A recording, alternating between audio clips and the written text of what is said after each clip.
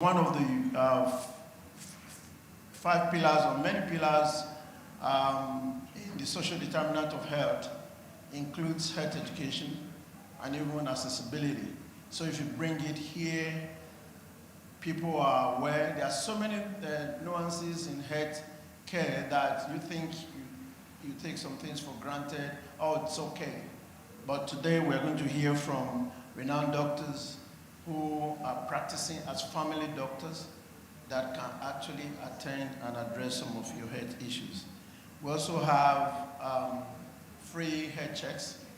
We have blood sugar checks, high blood pressure checks.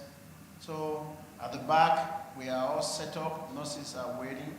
Volunteers are waiting to provide those tests free of charge to you. They will not be providing you medical advice. They may do some referrals if there is some issues to be addressed. But without taking too much of your time, I know you've been here since morning. I thank you for waiting. I'd like to bring to the podium our brother, member, and the chairman of the board of directors. But today he's acting in the capacity as the moderator of this event, and that is no other person than Barrister Kingsley Jesorobo. Please welcome him to the podium. Thank you. You would be the one moderating and steering up throughout the entire program. Thank you, Barrister Jesorobo. Thank you, Mr. President Franklin Omoruna, distinguished Bishop, and the body of Christ. Thank you very much for this opportunity. If you want to know more about Benin League, go to www.beninleague.com. As you heard from our president, our motto is helping humanity through heritage.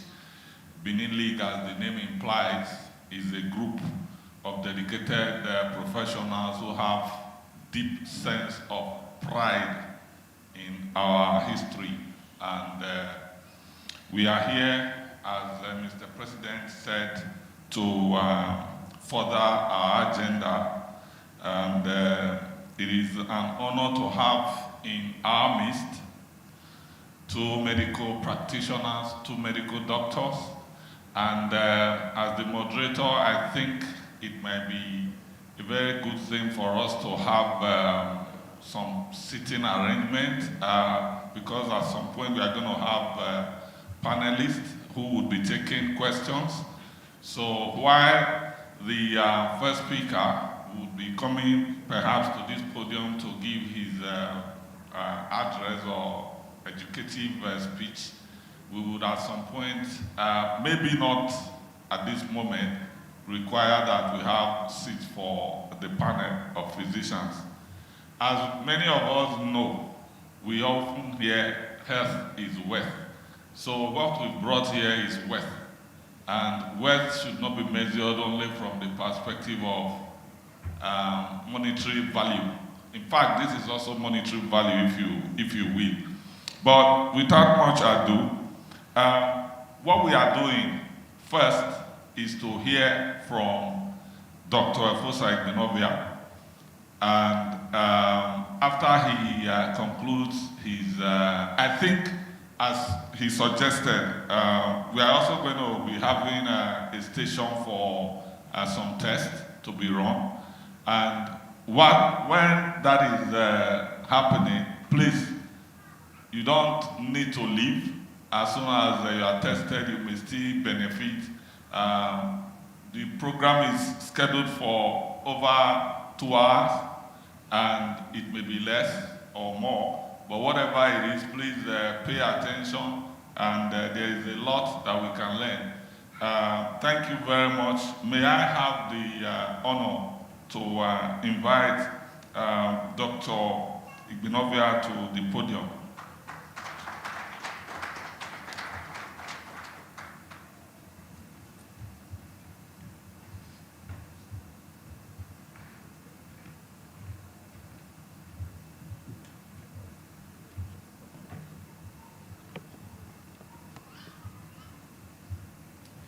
Good afternoon, Bishop. Good afternoon, members of the church. Thank you very much for giving us the opportunity to do this with you, to work with you about issues that are of importance in the black community. Just a quick correction or clarification.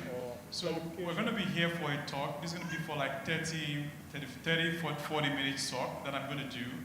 And then at the end of the talk, we're going to have a panel. Myself and my colleague, Dr. Bosse Bude, will be on the panel. And that's when we're going to take all the questions you might have. And then during that time, when we are taking the questions, is when people can go out to get their blood pressure checked and also to get their blood sugar checked. So that way, we're not interrupting the talk as it is going on. So today, we're going to be talking about, conversing about diabetes mellitus. It's a topical issue for us as a people, as Canadians, and as black people. It's a common condition, but unfortunately, people have very, I'll say, superficial awareness about what it is. There are a lot of misconceptions about it. And there are a lot of, in quote, fake news about it, right? So the idea today is to provide information that will help us to understand more what it is, how to go about it if we happen to have the condition, how to deal with it, how to manage it, or how to prevent it if it is preventable. So the title of the talk is Diabetes Mellitus, Facts and Fiction. Facts and Fiction.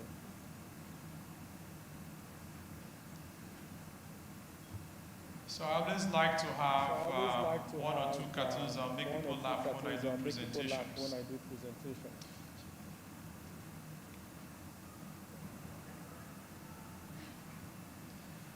So our goals today, number one, we're going to define and understand what diabetes is, what types there are, and then, very importantly, we also want to know what causes diabetes. Is there something that happens and then we have diabetes? Can it be prevented? Can it be slowed down? Right? And then what are the symptoms? If someone happens to have diabetes, how do they know they have diabetes? And how do they manage the condition? We're going to be getting into all that. And then what about treatment? How is it treated? Is it treatable? And if it is treatable, how is it treated? And another thing we're also going to be learning today is there any reason to even treat it? If someone has diabetes, do they have to do anything about it? Right? So those are all important questions that we're going to be getting into today to get to know about this in depth as much as possible within the time that we have. We're also going to learn about the complications of the condition. Why is it important for us to know about diabetes, and why is it important for us to treat it? Because there are complications from it. Very, very serious complications. As we go into the presentation today, we're going to learn about all those presentations. And I'm sure that a lot of us are going to be surprised that diabetes has complications that are as severe as we're going to get to know in a few minutes. And then also all the fake news that come along with diabetes. The fiction, the myth, the fake news, we're going to get to also clarify some of that. And I'm sure that there might be questions arising from today's talk, or questions that people might already have about the condition. We're going to be very happy to address those questions for you. Now, just a few facts. This is from the WHO website. This is as recent as September 2022, September of this year. The number of people with diabetes has risen from 108 million in 1980 to 422 million in 2014. The condition is a major cause of blindness, kidney failure, heart disease, stroke, and amputations. See, very quickly, I'm sorry I didn't introduce myself. My name is Dr. Efosa Igbinovia. I trained at the University of Benin before I moved to Canada, where I work now as a family doctor. In my other life in Nigeria, I'd worked in a lot of different capacities. And one of them, unfortunately, was having to do amputations. And the greatest number of amputations I had to do were for people with diabetes. I remember some patients who would do a below-knee, we call it BKA, below-knee amputation. We do that, and they would have to go back a second time to now amputate above knee. There's some people we did one side, we did the left side and the right side. All this from diabetes. And trust me, it doesn't have to be, it didn't have to get there, right? It didn't have to get there. And between 2000 and 2019, there was a 3% increase in diabetic mortality. That's death from diabetes increased by 3%. And guess what? A healthy diet, regular physical activity, maintaining a normal body weight, and avoiding certain behaviors, which we'll get into later on today, can delay the onset of diabetes, especially type 2 diabetes, or can even slow down its progress. It can be treated, and its consequences and complications can be avoided. All that is required is knowledge.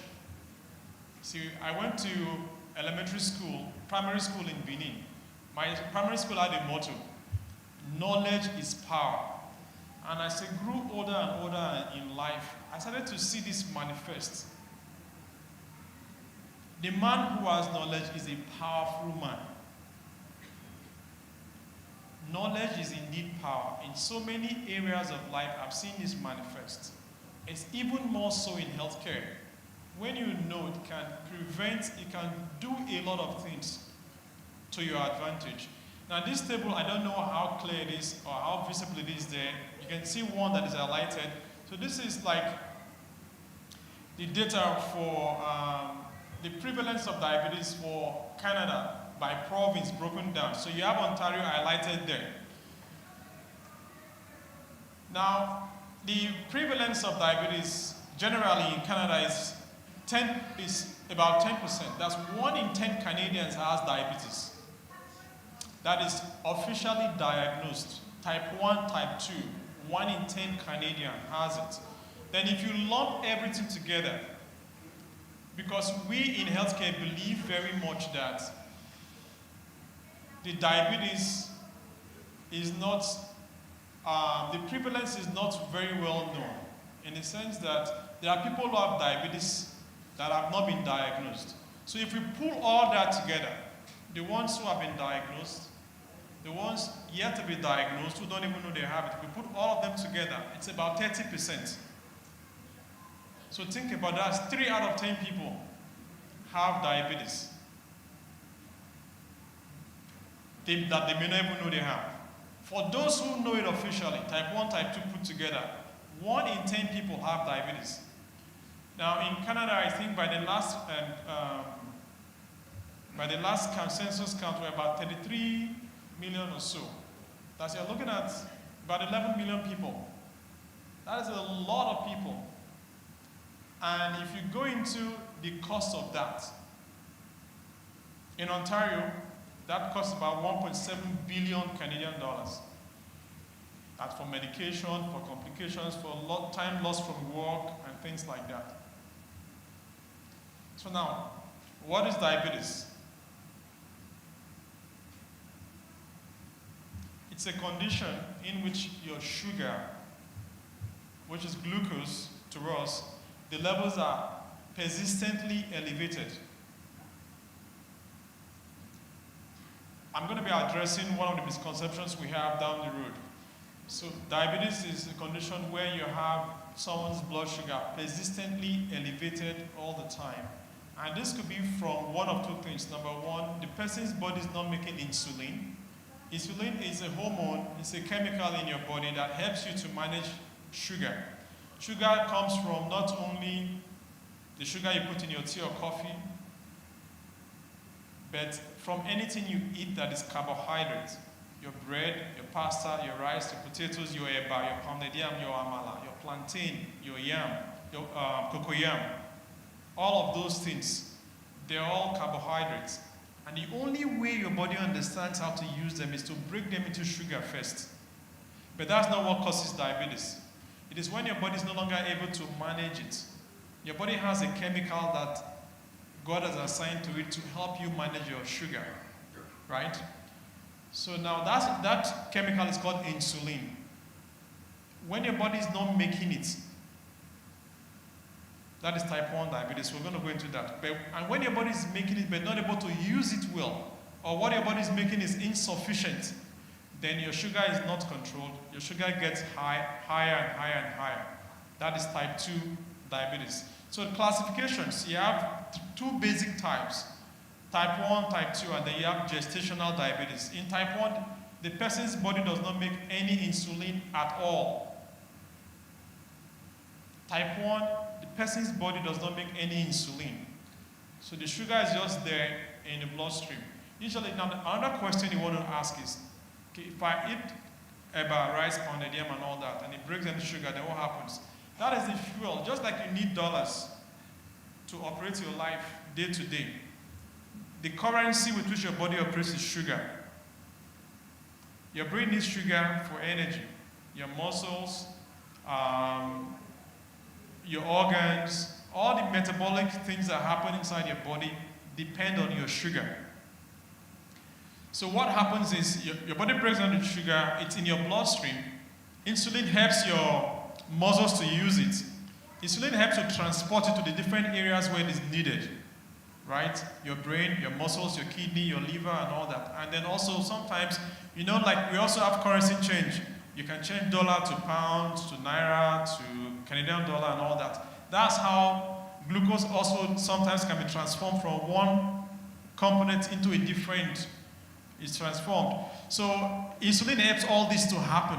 So when insulin is in there, so there's no insulin, that's type 1. The person's body doesn't make insulin at all, zero, nothing. Type 1 diabetes. In type 2, the person's body makes insulin. Now, that insulin is not sufficient, or it doesn't make sense to the body anymore. So the body cannot use it, even though it's available. And then you have gestational diabetes. So gestational diabetes is diabetes that happens when a woman is pregnant. She wasn't ever diabetic before. Her blood sugar has always been good. She gets pregnant, blood sugar is persistently high for certain reasons, right? So that is gestational diabetes. In some of those women, once they deliver their baby, sugar returns back to normal. The diabetes disappears and they get better. Now, this is a diagram that helps us to explain what is going on. So you can also refer to insulin as a key. Can I get a pointer?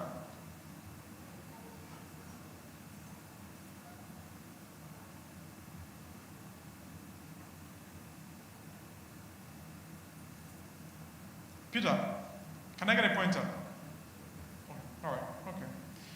Okay, so I'll try to explain as best as I can. So if you look at the diagram there on the screen, you can see there's one big, it looks like, how do I describe this now? Like a big container, right? And it's yellow. The big container that will be on your right side. It appears there are two big containers. The one on your right side, that's when everything is working the way it should work. Now it has a blue top and a green top. And you can see on top of it is written insulin. Now, when that insulin attaches to the blue top, it opens the door and then the sugar goes into your cell. So insulin unlocks, we can put it that way. Insulin is like a key. It unlocks and allows sugar into your cell, into your muscle, into your brain, into your kidney, into your liver. So the sugar leaves your bloodstream. Now, when the key isn't working well, which can happen, number one, if there's no key at all, that's type 1 diabetes. In type 2, there's a key, the key is not functioning very well, so the door doesn't open. Sugar tries to get in, it can't because the door is not open. The door is not open, what happens? The sugar stays outside, and where is this outside? Your bloodstream. That is how we know that your blood sugar is high, right? So like I already said, in type 1, there's no insulin. It happens in about 5 to 10% of people. Type 2 is the one that is very, very, very much common. Almost 90 to 95% of people have type 2. And now what are the risk factors? Because sometimes people want to know what's causing it. So it's not like malaria where, for those of us who were born in Nigeria and came here, where mosquito bites you, plasmodium gets to your bloodstream, you have an infection. Or here, you catch the flu from someone, it's a virus, a bacteria. Diabetes is not quite like that. Right? We cannot say this is the person who's going to get diabetes, that person will get it, this person will not. It's hard for us to say.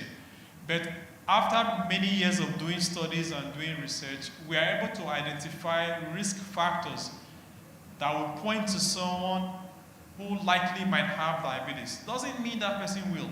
That person is more likely than another person to have it. And what are those risk factors for type 1 diabetes?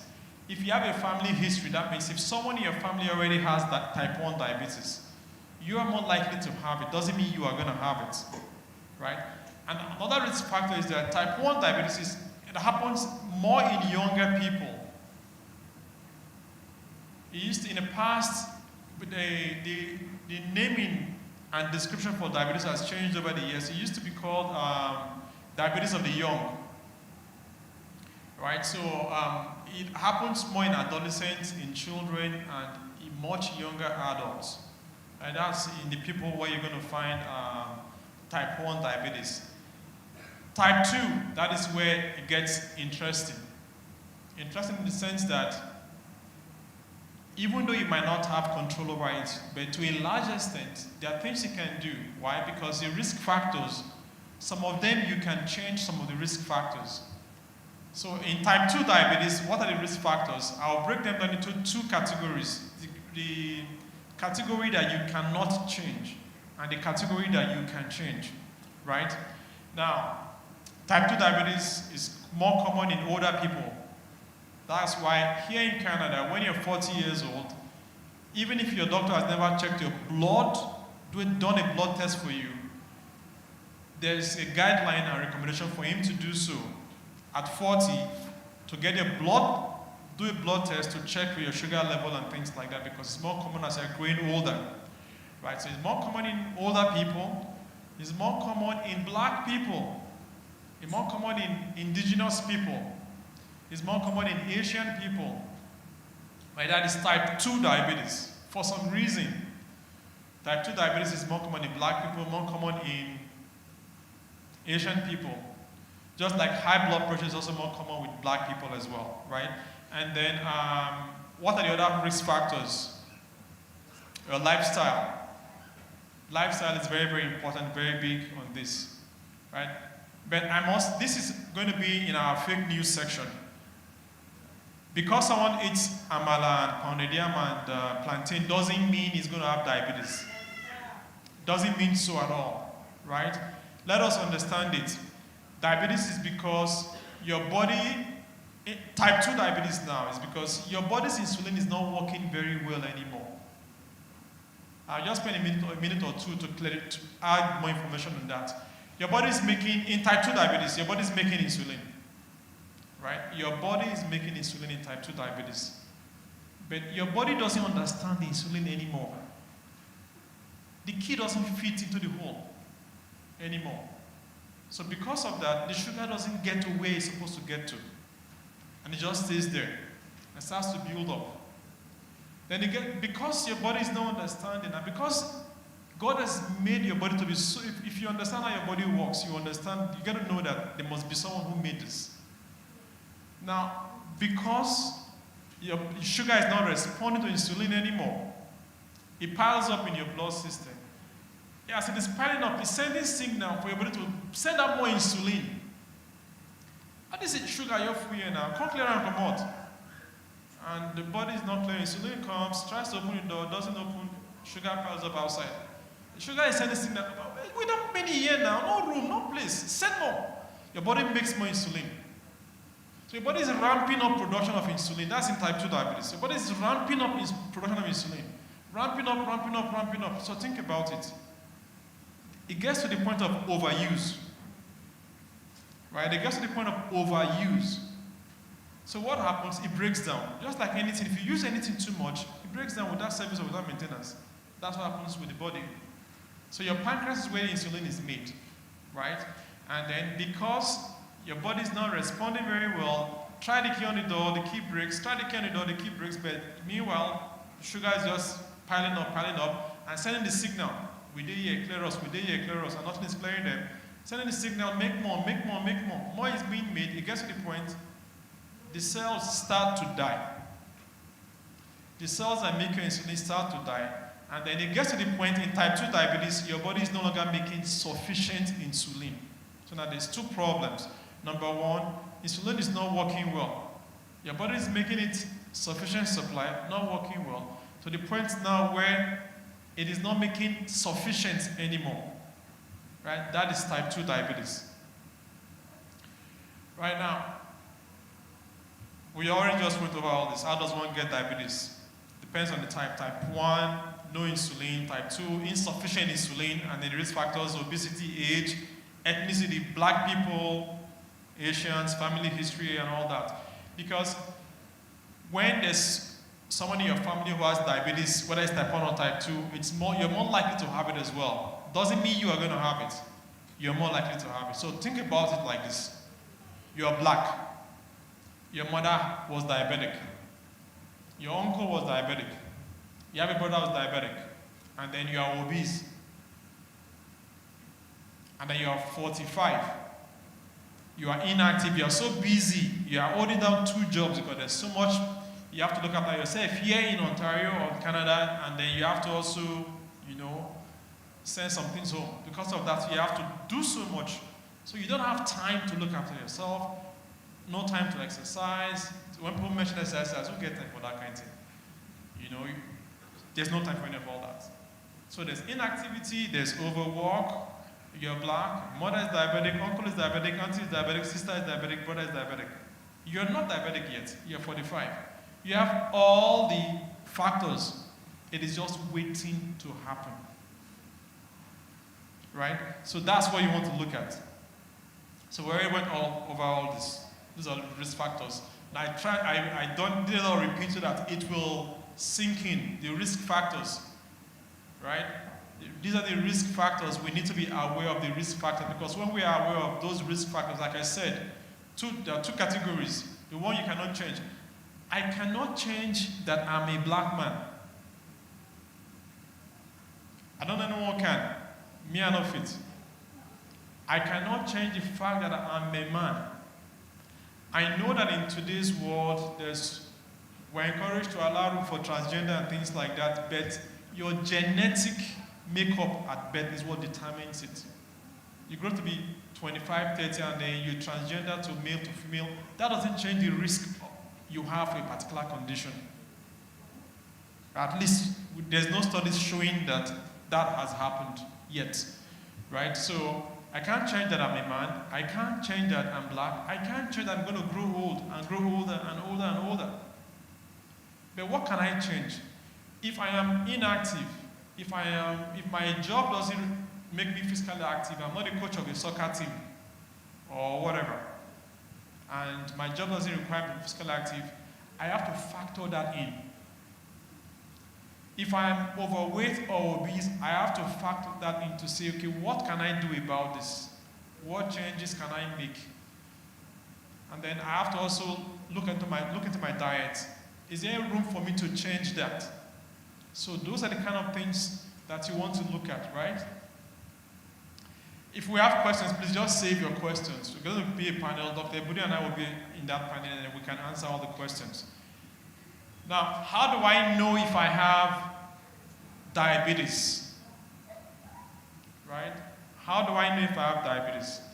Now, for type 1 diabetes, that is where symptoms are actually more common. That person can have, they call them the 3 P's, let me use big names. I'll try and break it down. Polyphagia, polydipsia, polyuria. Polyphagia means that you eat all the time. See this person, slim as a broomstick. And you be telling yourself, I wish I made they eat. I wish I made they see the way they eat, and you just see slim. Eat all the time, eat anything and everything, and still slim. Feels hungry all the time. That's polyphagia. Polyuria, you're peeing all the time. And not just small, huge volumes of pee all the time. You're peeing, and it's huge volumes all the time. You want to go and pee, you want to go and pee, you want to go and pee. Polydipsia, you feel thirsty. You want to drink. You're feeling thirsty all the time. You feel like you have to drink water all the time. Now, there are 2 types of diabetes. 2 big types. Right? We're just talking about the one that has to do with sugar. There's another type that makes you pee and also make you want to drink water. That's a different category entirely. We're not going to go there at all. But for now, I'm looking at the P's. Polyuria, you want to go and pee all the time. Polyphagia, you feel hungry, you want to eat all the time. You're slim, you're not adding weight, you're losing weight, and you're eating. What did happen to me now? I don't understand. This person know they will eat. They get the body. Me, they eat. I know they see them for my body. I don't know what did they go on now. And then you feel like you want to drink. You finish drinking water. You want to drink more all the time. So that is thirst, right? And then I'll talk about the other symptoms the person might have. You feel tired, feel fatigued. You might have blurred vision, nausea, abdominal ache, abdominal pain, discomfort, just feeling unwell and not understanding why all that is happening, right? Those are all some of the symptoms you can have with diabetes. Now, with type 2 diabetes, unfortunately, you can be perfectly fine. You can be perfectly fine, and you have type 2 diabetes.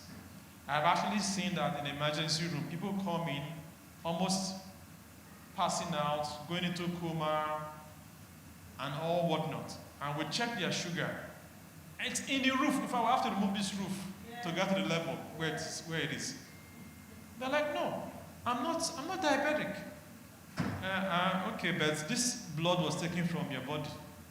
And we all checked it. Based on this blood test we just did now, you are diabetic. Because sometimes denial can be an obstruction, an obstacle to treatment.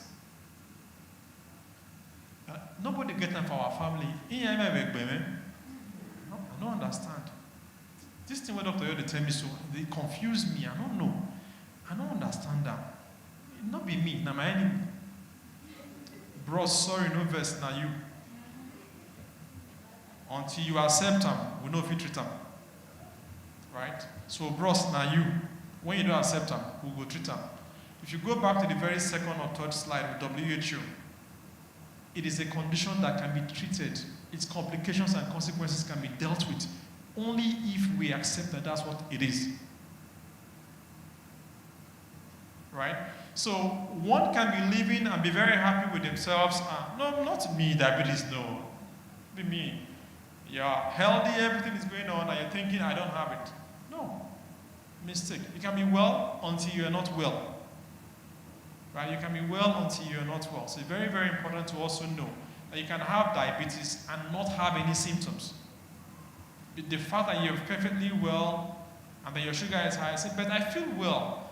Nothing is wrong with me right now. Right? So because of that, why should I take medicine? Bros, blindness, they wait for you for front. Now, what are the tests that need to be done to make that diagnosis of diabetes? Simple. It's just a simple blood test. Simple blood test. Now, there's something I always like my patients to know when they are diabetic. If you look at that, if you look at your screen there, that's the last thing, A1C.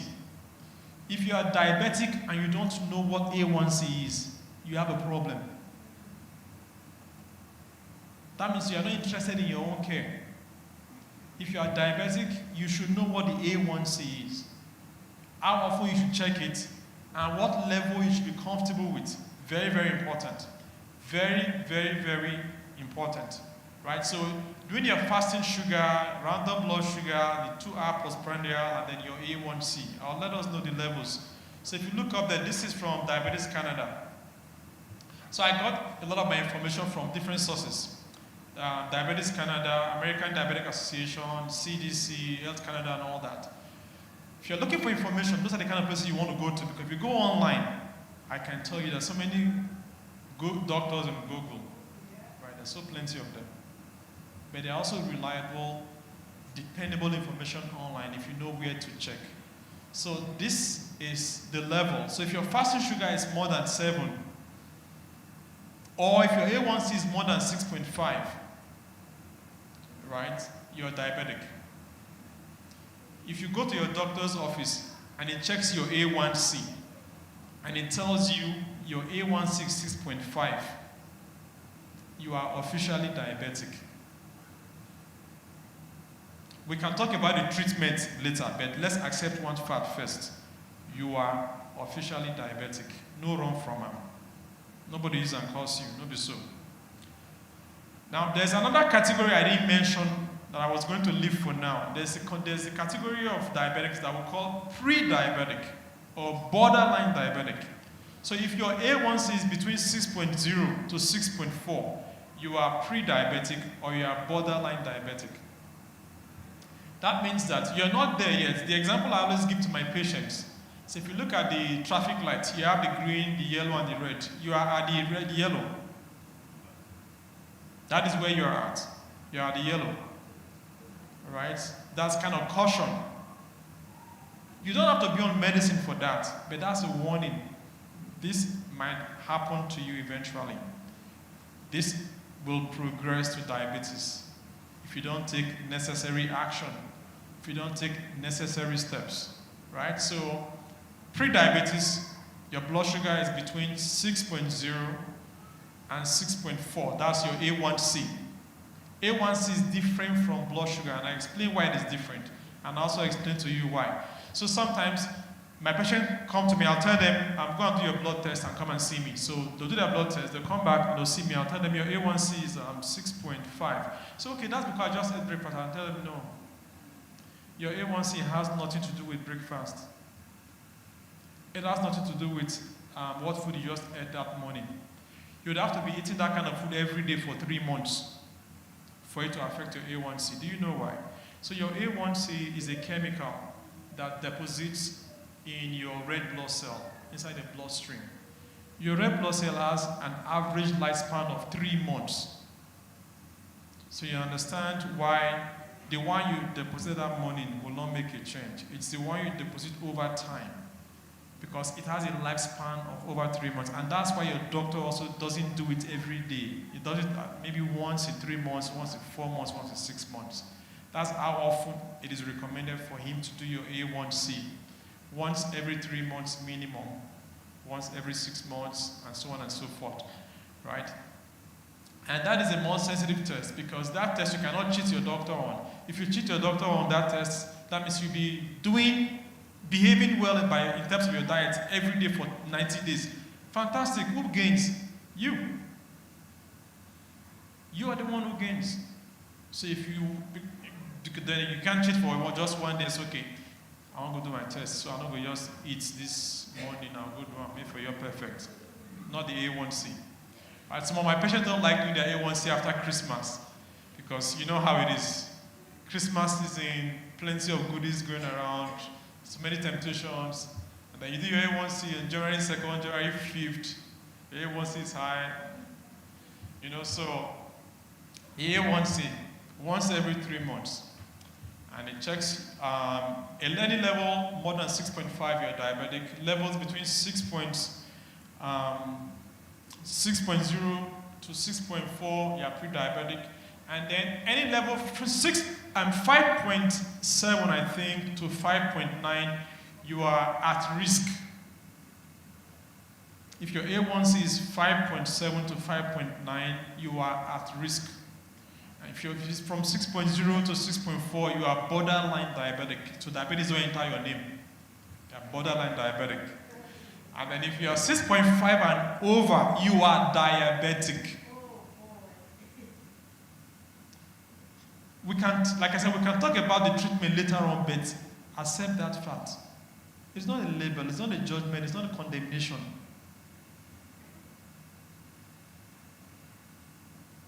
What can I do about it? What do we do about this diabetes thing? So diabetes. Person going to fear to push sugar for tea. Person go see meat pie and person go to run. Person don't want no feed, don't see a pandemia and person go to look and no. Waiting. Me say person don't go chop again. Christmas they come and person don't chop your love rice, chop fried rice. Which can't be that now? What's the person want to chop for life? Cool down. So what is treatment? Right, so for type 1 diabetes, and that is how your doctor also can tell what kind of diabetes you have. Type 1 diabetes, the only treatment it has is insulin. The only juju where you understand that insulin. Nothing else. Why? Because your body doesn't make insulin at all. Your body doesn't make insulin at all. So that's why in type 1 diabetes, the only treatment for it is insulin. I have patients who are like 10 years old, 11 years old, who are type 1 diabetic. And trust me, those boys, girls, they are very good about their condition. They know it, they understand it. And they are very faithful in keeping and maintaining their treatment regimen. Even much more than some adults I have who have type 2 diabetes, right? So now for type 2, how do we treat type 2? I will tell my patients, it depends on your A1C. That's why I've been emphasizing, your A1C is 6.5, you're diabetic. Treatments, we can discuss treatments. Treatment depends on the severity of your diabetes, right? If a patient comes to me, I like to use life example I do in my office. Patient comes to me, A1C is 6.5, A1C is 7. We're going to have a discussion. What is this person's comfort level? What is this person able to do? For example, I've had people come to me and say, you know what, that's in about exercise, lifestyle. I know they are not fit. I don't have the time and energy. Just prescribe me the medicine. Right? I'm not going to force that person to say, oh, no, we can actually make changes to your lifestyle. The person has said, I cannot. I'm too busy. Or I'm already at the extreme. I can only exercise 3 times a week. I can't do more. Right? So that person, diabetic medication. Another person may come, A1C of 7. Say, doc, I hate taking medication. Tell me what can I do? How can I fix this if I'm not taking medicine? Yeah, interesting, good. Let's talk. So what can that person do? Well, it depends on what are you doing right now. How physically active are you? What is in your diet right now? And what can you cut away from your diet? Because with diabetes, type 2 diabetes, we're not condemning you to a life of no more rice for you, no more pounded yam for you, no more amala for you, no more yam, no more plant. No, that's far from it. It is what we call, watch what you eat, number 1. Look at your portion size, number 2. Reduce your carbohydrate, number 3. And then, for me, people who know me personally, some of them are in here. They give me anything to drink. I'm looking at what's the nutritional, don't call me again, nutritional packet, nutritional label. And I tell all my patients, if you are diabetic or you have high cholesterol or you have high blood pressure, you need to go to school on the nutrition label. We are fortunate to live in a country where nearly every item you buy has a nutrition label. The food you're putting in your mouth, it's there for a reason. The government made it law for a reason. The government made it law for a reason. Even restaurants now, simple as Tim Hortons, go on their website, you're going to find the nutrition value for everything that's serving you. You know what that means? You can control. You have control over that. Right? So you look at the nutrition label. So that's what we're advocating for. Look at the nutrition label of this thing. And that's what you want to do. So, and then you also want to exercise. If you look at your body mass index and you're looking at, okay, like say, I always buy, every year now they increase the size of clothes where they buy. You want to watch that, right? And start scaling down. right? Even though we have said diabetes is not because you're eating what's sugar, it is because your body's insulin is not working well. But again, if you are overflogging your body, to get to a point, there's what's called insulin resistance, and that's more common in people who are overweight and obese. Right? Insulin resistance, more common in people who are overweight and obese. So there's room for you to say, okay, I need to exercise more, I need to lose weight. And I've actually seen people, I have some patients, that is the only thing they do. Exercise, watch what they eat, and their A1C, they've been able to drop their A1C and maintain their A1C. Maintain their fasting blood sugar when they check it at home. So those are the kind of things you want to do. Healthy eating, healthy weight, exercise, behavioral modification. So for someone who smokes, you want to cut back on that, right? Because you want to cut back on that. I'll tell you why down the road. Cut back on, stop smoking. Small, begin to cut down, then stop. Then someone who drinks alcohol. Now, more and more studies are coming out. In the past, it used to be recommended that for women, 10 drinks per week, for men, 14 drinks per week. Now, the new studies are even saying not more than 4 drinks a week of alcohol. Not more than 4 drinks a week of alcohol. So cut back all those kind of things, right? Now, the next question is, why should I do anything at all? Do I have to do anything? I'm diabetic, and so what? Now let me, I'm Satan. People know diabetes is, now something will keep person. Right? We hear that a lot. Something will keep person. So why should I do something about it? Diabetes is responsible for 30% of the strokes that we see. And get this, it is the #1 cause of blindness worldwide. Both here in Canada, that is first world, in the UK, that is first world, in the US, that is first world, and in Nigeria, that is super. In Nigeria, that is growing economy. Diabetes is still the #1 reason for blindness. Think about that. Let that sink in. That is very, very important for us to know, right? And it's not going to announce itself. It's not going to announce itself. I'll use myself as a personal, I'll give a little of my own personal story. So, I read a lot. All of a sudden, I started noticing. Now, up front, I'm not diabetic. I have checked. That doesn't mean that anyone diabetic is a bad person, no. So, I was seeing that the prints were getting smaller. I was like, what's going on? Are they making these books with smaller prints now, or what? I had to go and see an eye doctor, and that's when I realized that, okay, it is me. And then, you know what I said to myself? Okay, you're not as young as, exactly, I'm not a spring chicken anymore, right? We think that we're not going to grow old, or that we're going to be as strong as we were when we're 20. We're going to be that strong when we're 65. No, it doesn't happen. I'm not 65, by the way. It doesn't happen that way. So, the same thing, sometimes it creeps up on you. Because sometimes I get people come to the office, this has never happened to me before. Why is it? It just happened yesterday. Like, no, it didn't just happen yesterday. It's been happening gradually. There is something that's calling to your attention now. That is why you're thinking this is new. It is not new. There's nothing like it is new. No, it isn't.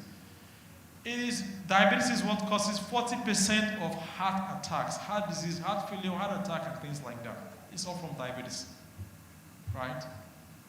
And then kidney failure, require dialysis, require replacement 50%. By the time you now add high blood pressure, those two things, that brother and sister, diabetes and high blood pressure, the two of them together, they can be controlled though, but if you leave them unchecked, walai, bad people. Very bad people. Then when you go down on that diagram to the leg, that's where I told you I had done some work in my other life in Nigeria before I came. And this is true. There are different things that can make someone require amputation. That's for them to cut your leg. It could be gunshot, it could be accident and things like that. The #1 cause of non-traumatic amputation worldwide is diabetes. And I'll quickly explain why that happens. When you're diabetic, your blood sugar damages a lot of different organs, right? There's what we call macroangiopathy and microangiopathy. Now, the blood supply to your small to the vein to your nerves. Your nerves blood gets supplied to every part of your body. It starts from your artery that is very big, and as it's going down, it's getting smaller and smaller and smaller and smaller and smaller, right? So now, two ways that diabetes damages your nerves. Number one, the sugar will coat your nerves. Your nerves are like electricity wires. So they fire from the brain, they fire impulses, they fire messages and everything. So the sugar is slowing down that message. It's not getting there as fast as before, or doesn't even get there anymore. Number one. Number two, now the sugar now starts to coat and block the small blood supply to your fingers and your toes. So that's what we call double hit. Number one, you don't hit your nerve. Now you don't feel anything again. Back in Nigeria, I had patients I saw in the emergency room with burns on their feet. They didn't even know that they stepped on something hot. They put their feet in hot water without even realizing because they've lost sensation. Now this person has lost sensation, has a wound, blood supply doesn't get there anymore. And guess what? When the Bible said, because in your blood is your life, it's true. Your blood carries everything. Carries your oxygen, your nutrients. So blood doesn't get to that wound, and if blood doesn't get there, the wound won't heal. So sometimes, just as an aside, if you have a wound and it bleeds, be happy. That means that the thing that it requires to heal, it will get there. A wound that doesn't bleed, the likelihood of healing will be trouble. So that's what happens with diabetes. Your nerve is damaged, you lose sensation, you wound, you don't even know it. Now you wound, because you don't even know it, no sensation, you're not taking care of it. And there's no blood supply to that place, so healing is not happening. So eventually it might come, okay, you know what, this big toe, you have to take that one first. You take that, the wound doesn't heal, or the healing breaks down, or you have another injury. You come, okay, you know what, let's take it at another level. And it keeps going. Here in this Canada, I know patients who have had double amputations from diabetes. Not because they went to the war in Iraq or Iran or whatever else, from diabetes. A condition that can be controlled, right? Why should I do something? We just went over that. This is why, because you can have a stroke, you can get blind, you can have a heart attack, abdominal symptoms, kidney failure, and yes, for those of our brothers out there, for those of our brothers, it can affect that thing. I'm not saying that they affect it now, but it can affect that thing. So those are the reasons why. It's because of the complications of diabetes. And the complications, like you can see there are two. The long-term complications and the immediate complications, right? You can have, these are all big words, I'll try and quickly break them down. Hypoglycemia, when you have low blood sugar, and that can come from management of that's the complication of the treatment. So you take insulin, too much of it, and you didn't eat, your sugar is low. You can go into shock and go into coma from that. Or your sugar is too high, your brain can't function because of that. You can also go into a stroke, into a coma. Right? Those are some of the complications. That's why it's important for you to do something about it.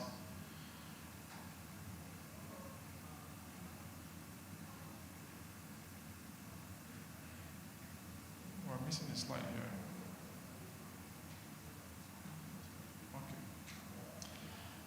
So, before we go into all the fake news and all that, how is it treated? We already talked about it. There's insulin, and then there's oral medicine, tablets, injections. And then there's diets, there's lifestyle, and all those kind of things. I don't want to bore you with all the list of different medications that are used in treating diabetes. Now we have from the very old reputable one, some people here might know metformin, glucophage.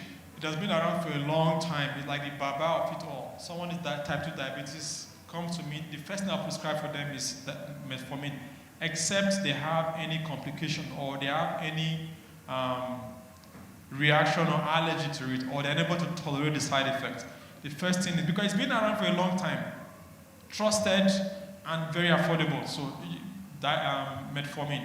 Now there are other medicines that have been developed that are like wonder drugs right now. Some of them, we use them for diabetes, and along the way, we found that they can also do wonders for kidney, for heart failure, and for the heart. There are some that were designed for diabetes, and we're finding that they are also very wonderful drugs for obesity and weight loss. To the point that now all these stars in the US, in fact, they're promoting it, using it. Ozempic, it's called.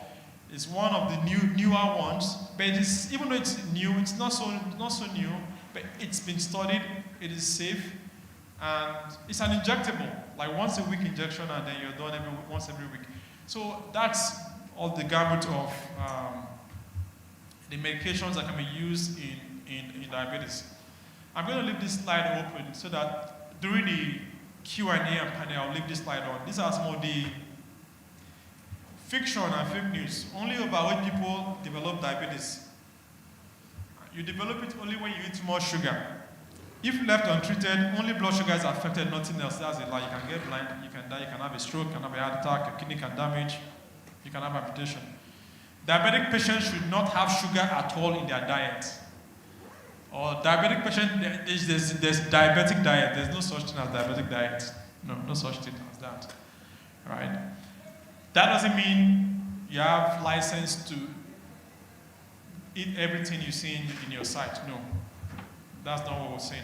And then only diabetic patients should eat only food that is bitter. If the food is bitter, it doesn't have sugar. See, even here in Canada, I've experienced that with some of my Caucasian patients. When I tell them, "Oh, your sugar," they tell me, "No, I don't add sugar to my coffee. I don't add sugar to my tea." Okay, fine. Let's have a discussion. What's in your diet? Oh, I have toast. I have pizza. I love what do you call that? I love pasta. I love pasta. I have rice. So that me, I just sit down there and look. You eat pasta. You eat pizza. You eat rice. You eat potato and fries. And you say no sugar for your diet. Thank you, bros.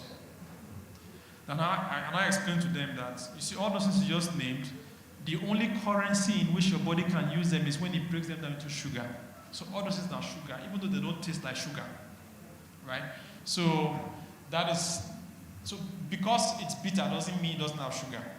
That is where looking at a nutritional label, assignment for all of us today. When you get home, look at the nutritional label, and they tell you a word is enough for the wise.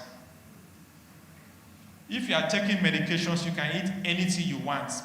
Lie of the devil. Lie of the devil. So look at it this way. Let us, God forbid, let us say this building is on fire.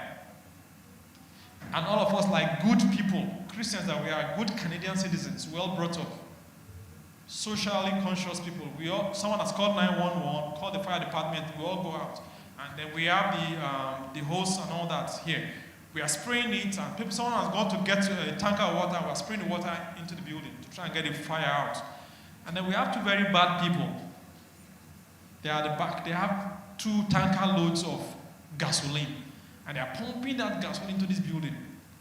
The fire will finish. The fire will finish. So that's the equivalent. I'm taking medicine so I can do anything I want. No, not quite the story. That's not quite the story. When people with type 2 diabetes start insulin, they are in their final stages of diabetes. That is another myth. That is not true, right? Like I already said, if you are type 1 diabetic, your body doesn't make insulin. So you need insulin from day 1. If you are type 2 diabetic, we can start from diet, lifestyle, weight loss, exercise, and things like that, depending on your level of A1C and things like that. And if that doesn't get you to the goal, we can start adding medicine. We can start with metformin or any other one. If that doesn't get you to the goal, we can increase the dose of your metformin or add a second medicine. If that doesn't get you to your goal, we can add another medicine. And sometimes we might need to add insulin as well. Doesn't mean that we are in your final stages. There's nothing like that. I have patients who are in their 70s who have been on insulin for years. They are still alive. Right? So because someone is taking insulin doesn't mean they're in the final stages. That's a myth. There's nothing like that. And then women with diabetes should not get pregnant. I don't know where this one comes from. It's because a woman has diabetes shouldn't get pregnant. That's not true. Right? So these are all the places I got my information from that I have shared with you today, Diabetes Canada, American Diabetic Association, CDC, and some other places. And there's some links there that I put there where I got some of those myths and all that. So this is wishing all of us a Merry Christmas. And then if there are no questions, I'm sure there will be questions. Thank you very much, Dr. Igbenobia. I don't know what you learned, but speaking for myself, I learned a lot. I guess in deference to the body of Christ and not wanting to repeat what our bishop said, he did not include on the list that one of those myths was that, or as the bishop himself said, is that something that has already been cured by God through medicine should now be solved through prayer. So what's important, folks, is we've got to check and check and check with the experts, lest we dwell in darkness. There was a lot that I learned. Honestly, it appears now that we have to watch what we read, because a lot of fake news are out there. The doctor emphasized that Google has a lot, but there are so many distortions out there. So the best bet is see your physician and know some things. He emphasized that if you are diabetic and you don't know what A1C means, that means you are walking blind.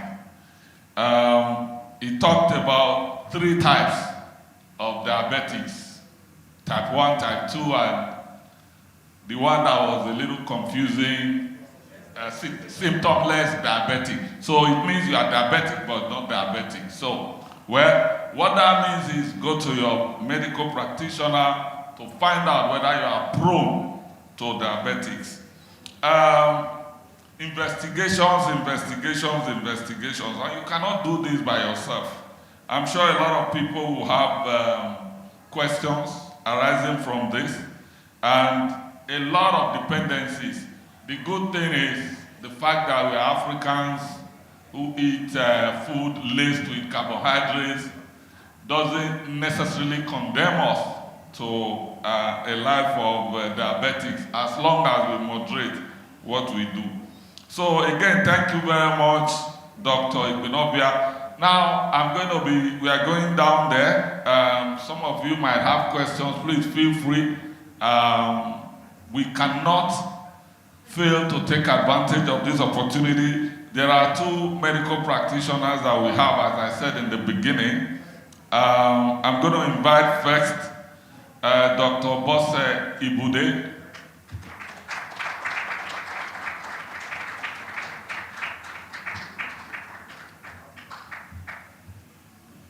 I'll give her the mic to say 1 or 2 things first, and then Dr. Igbenobia, of course, kindly come up.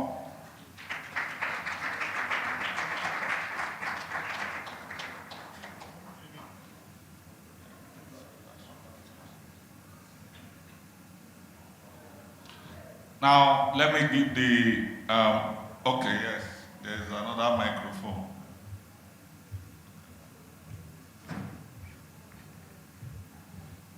Good day, everybody. Good day, Bishop. Thank you for having us here today. And as my colleague, Dr. Igbenobia, said, this is a very important topic, and which is very common among our community. And as he rightly said, there's a lot of people that are diabetic without knowing that they have diabetes. So with this talk today, I hope we've learned a lot about diabetes. I want to encourage each and every one of us to try and go to our medical practitioners or our family doctors at least once a year to get checked. I understand that sometimes we we can be very busy with work, with other things of life, but we should try to incorporate preventive measures into our healthcare and also take ownership of our healthcare. So we should endeavor to visit our doctors to get checked, because most of the time diabetes is one of the silent killer. People are diabetic without knowing, and only to present to the hospital with complications. As Dr. Milovia rightly said, I have a lot of patients that present to the hospital, to the clinic, and you tell them you are diabetic, say, no, I don't feel anything, I'm well. It can't be true. So most of the time, people are in denial. So I'm very glad and, about this topic. For us coming here to talk to everyone about this topic, to create the awareness and how we should take part in taking care of our health. All right, thank you. Thank you very much, Dr. Ebude. I'm going to kick-start the question period. A lot of things are just assumed, and this goes to you, Dr. Igbenobia. We talk about 4 drinks, for example. What does it mean when you say 4 drinks? Are you talking about 4 bottles or 4 boxes of Heineken? Or what does 4 drinks mean?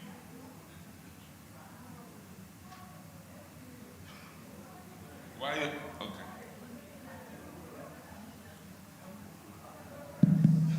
Yeah. So I'm gonna try. I should have memorized all this by now, but I haven't. But basically, I'll say a kind of beer, the average beer, not the big stout.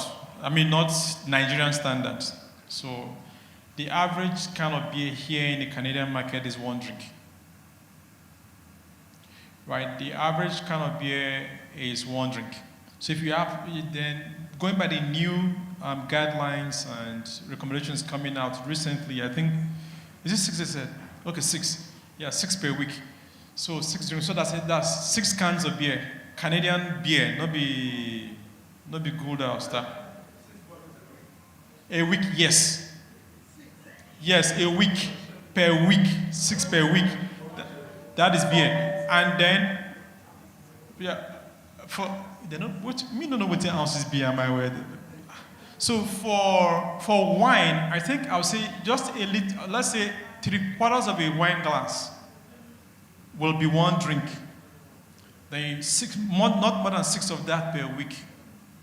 And then if it's spirits, so wine we are looking at between 6 and 10%. Then if we're looking at spirits, so we're looking at whiskey, gin, rum, and things like that. If that's what we're looking at, then you're looking at like I think 40 mils or so. So that will be in that 1 shot. 1 shot of that. So not more than 6 shots per week of that. That is what it is. But you can actually, if you Google it, you find it. I think there's a website, Drink Responsibly Canada, that defines that even in pictures, equivalent, and tells you this number of wine is equal to this number, so on and so forth. It kind of gives you the range. So what I just remember, or what I think I recall is the average Canadian bottle of can of beer, not more than 6 of that per week. And then if it's wine, about 2/3 of a wine glass. Right, yeah. Thank you, Dr. Does anyone have a question? Okay.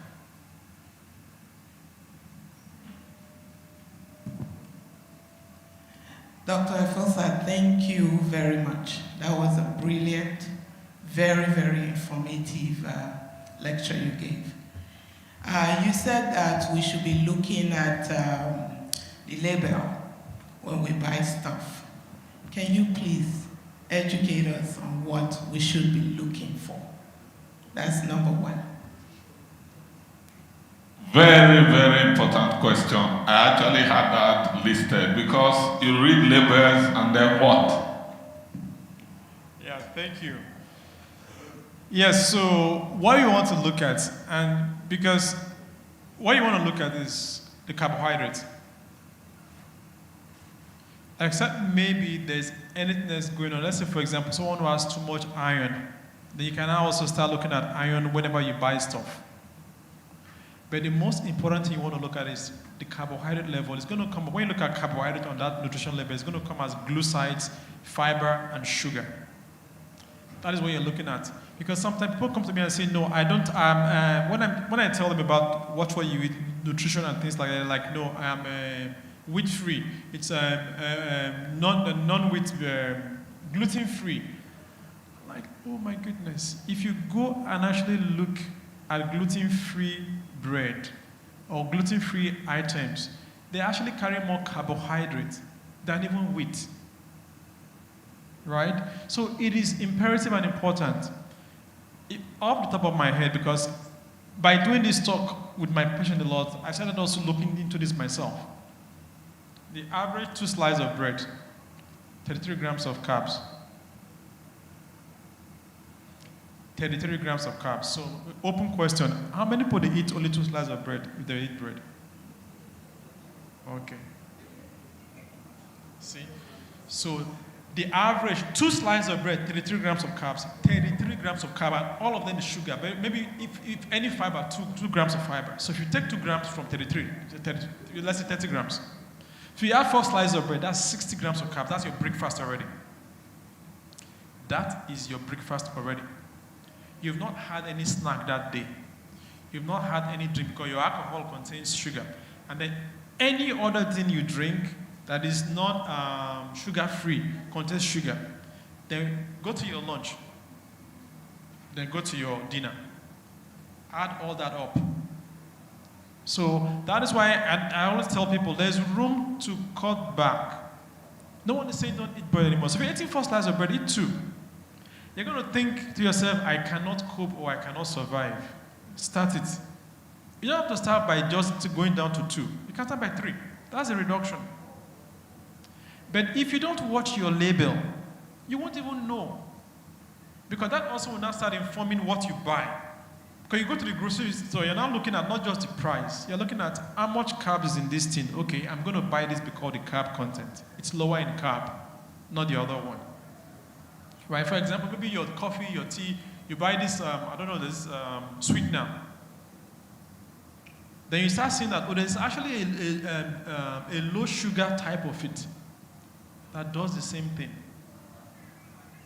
But if you don't watch the label and watch for carbohydrate, so that's in a nutshell. What you want to watch for is the carbohydrates.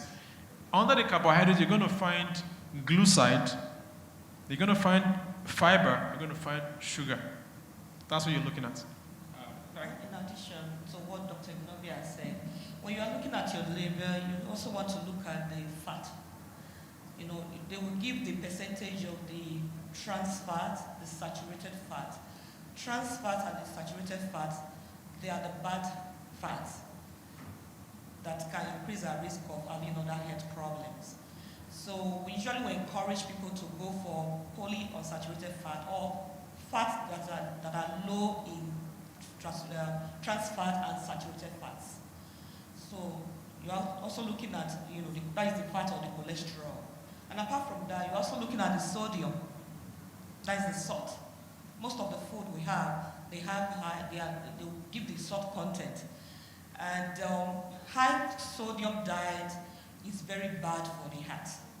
That's the because it increases our risk of having high blood pressure.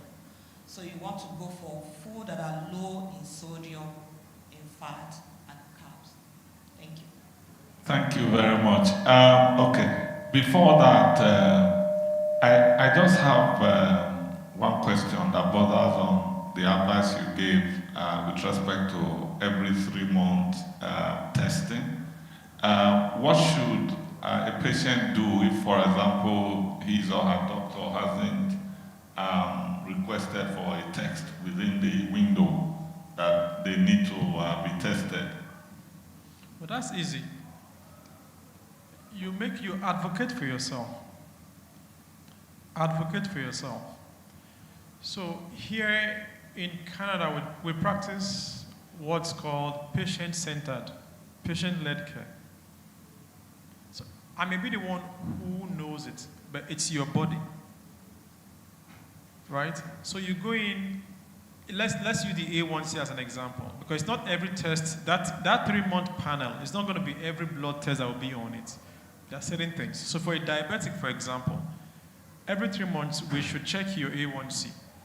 And maybe every 6 months to 1 year, we should check your cholesterol level, your kidney function, and things like that, right? Except maybe there are changes. If it's changing very rapidly, then we need to do it more frequently. If not, if everything is stable, your A1C once every 3 months. And if it has passed that time and your doctor hasn't called you for it, you can go to see your doctor and let your doctor know. The last time I checked my A1C was June. Can we please do it? Or can we please do it again? Is there any reason why you're not doing it often for me? And then they can tell you, you know what, your A1C has been stable in the last 3 years. That's why I've stopped doing it every 3 months. Right? So he explains to you, if you agree with this explanation, then you go with his advice. If not, if your A1C has been unstable, so maybe he's been too busy, that's why he hasn't called you. Right? So it could be a lot of things. Thank you. Thank you, Dr. Benova, and thank you, President Disrobo. Thank you, Dr. Ebudi. I just wanted to ask a question about gestational diabetes. Because, you know, there are some women, when they get pregnant, they tend to have cravings and they eat. So the issue of looking at label and all that is just about, they don't care about that. And eventually, sometime, they get diagnosed with gestational diabetes. So what do you do to educate women who may be prone to it, and what would they do after they give birth and the diabetes stays? How do they control that? Thank you. Thank you, Mr. Omoruna. For gestational diabetes, it depends on the level. Once a pregnant woman is diagnosed with gestational diabetes, she's put under the care of a diabetic nurse educator. So she has a regular visit every monthly visit with the diabetic nurse educator, who teaches her how to check her blood sugar and they monitor. And if the levels are increasing, then they will not initiate insulin. Because during pregnancy, insulin is the only safe medication that can be used to treat diabetes. So the pregnant woman is taught how to use insulin and inject herself at home, and how to monitor her blood sugar and titrate her insulin doses. So after delivery, we check the A1C level during their postpartum visit, like 6 weeks after delivery. If the levels goes back to normal, then the insulin is stopped. But unfortunately, there are some women that, once they have gestational diabetes, postpartum, it doesn't go back to normal. So they are now labeled as type 2 diabetes. So they cannot be switching to start taking oral medication, oral hypoglycemic agents. But they also have to continue with their lifestyle modification, because it's not just only medication that you use to treat diabetes. The lifestyle is very important, which is the diet and the increasing physical activities. Thank you, Dr. Ebude. You can say your name. Hello, my name is Edith Okaneme. Based on the question Mama Flora asked and the answer the doctor gave about checking for labels when we go to the store to get something. I know you said 0, right? So I just want to know, is there a specific percent we have to be looking out? Is it always like, do we have to look out for just 0%? Because most of the things we see on the shelf, they are not zeros. We see 14%, 7%, 8%. So is there a specific number we should be looking out for? Because the 0 is like almost nothing. That's my first question. And the second question, like the carb, the carbohydrate. So is there a specific number we should be looking out for? And my second question was based on the loaf of bread, the bread that you talked about, I know it's very hard for us to eat like 2 slices of bread. That's like a caution of my head, but that's all I eat, bread and tea. So is there a balance between eating like 4 or 5 slices of bread and going to the gym? Would that work? Thank you. And while they are dealing with our doctors, a lot of misinformation is out there. How do you deal with, reading fake news telling you this is what is recommended and that is what is not recommended? Okay. So clarification. So when I said 0%, I was just referring to, like some drinks, like 0-calorie Coke and all that kind of thing, or the sweeteners that they can use for your coffee and tea and all that. Like you have stevia and all that. That's what I was referring to when I said 0-calorie. Nobody can have. You can't exist and not eat carbohydrate, except you're doing keto diet. Even though that they still allow you some room, right? So now, there's no magic number. I'll explain to you why there's no magic number. I say, for example, in my practice, I see Indians, I see Nigerians, I see Caucasians, Italians, South Americans. And all these people, their diets are all different. So I can't pigeonhole you into a percentage or you into a percentage. My only advice will be, right now, based on your lifestyle and your diet, how much carbs do you consume? And how much do you can comfortably cut back? You're the master of that. Right? I know it's sometimes so easy. We're looking for someone to tell us this is the number you should shoot for. No. In this particular situation, no. So it is, if in the past, just like I try to work out, on the average, go to any grocery store, you pick a regular loaf of bread, 2 slices, about 30 grams of carbs for 2 slices. 4 slices, 60 grams of carbs. If that's where you have that money, that's 60 grams already. So add up all your orders for the rest of the day. Total it. That's the total number of carbs, of carbohydrates per day on the average for you.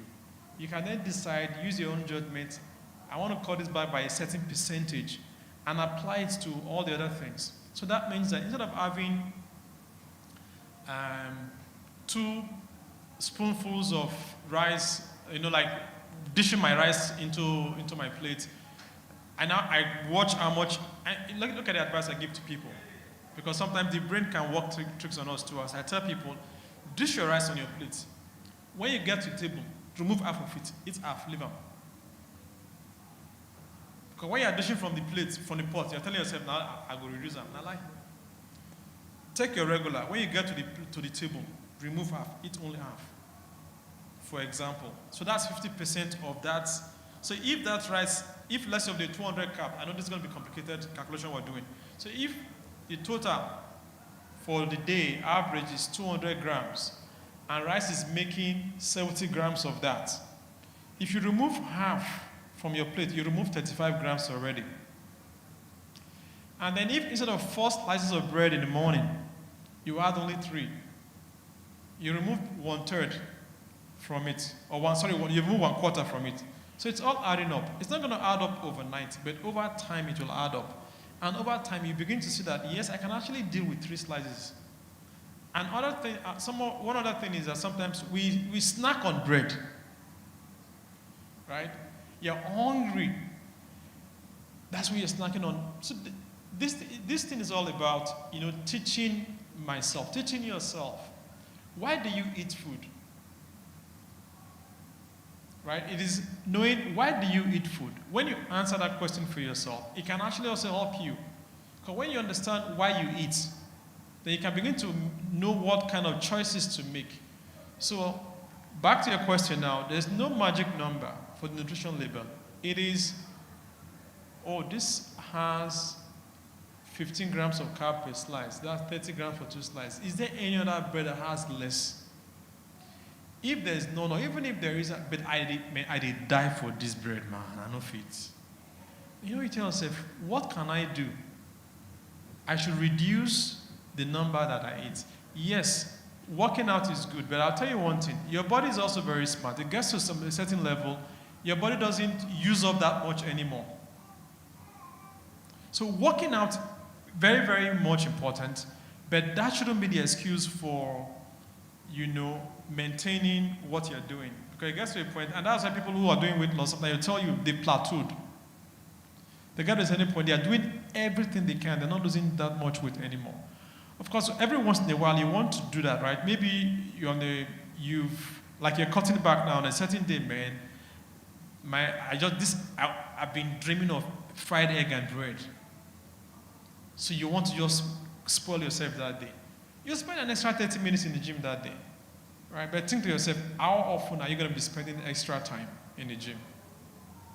But if you can, Right? Because, of course, people who do like athletes, people who play soccer, people who swim, play tennis, and they have to work out all the time, they need plenty of carbohydrates. They eat way much more carbohydrates than you and I eat. And they're not fat, right? Because they're spending, but look at it. The only thing these people do, sometimes they spend 4 hours in the gym working out. You go fit. Me no fit. They spend that length of time, 4 hours, 6 hours, every day working out, because that's what they're paid to do. He's a swimmer, he's a tennis player. That's how he makes his money. So for him, working out is his job. His day-to-day job is working out. Your day-to-day job is going to the auto, going to the bank, being a lawyer, being a doctor, being a nurse or something, right? So it's different. So that person will be eating maybe an entire loaf of bread. I'll be envious, right?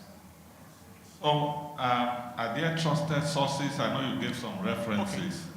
Yeah. For one to get information, some of these myths and fake news sorted. Right. Okay. Yes. Very good question. Thank you for reminding me of that question. Now, Dr. Gogol did not go to medical school. Number one. Number two, nobody regulates him. If I give you bad advice and anything happens to you, there are channels through which I'll be cautioned. There are channels through which I'll be, I'll be regulated. There are regulatory bodies that oversee and supervise the work that I do, right? Number one. Number two, I have to go for CMEs all the time to keep up to date, right? So going on Google, nothing wrong with that.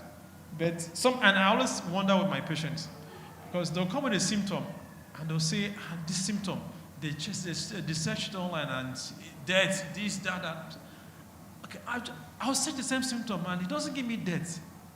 And it gives me all the common things. I'm like, how you want it? I don't know how Google does that, right? So now, for every condition, you will find reputable sources. Now, I'll tell you, go to Health Canada, and you can start your search from there. Or go to CDC, you can start your search from there. Even WHO, you can start your search from there. Or if it's a particular condition, let's say, for example, diabetes. There's Diabetes Canada. If you go there, you won't go wrong. Because the guidelines that I follow, they're the ones who generate the guidelines. And they have information for lay people. If you go to American Diabetic Association, the same thing. Now, let's say we're dealing with high blood pressure. There's Hypertension Canada. They're the ones who oversee all the guidelines and update them and put information out there. You can't go wrong with those kind of places. So any condition you have, what you want to look for is there must be a professional body for that condition.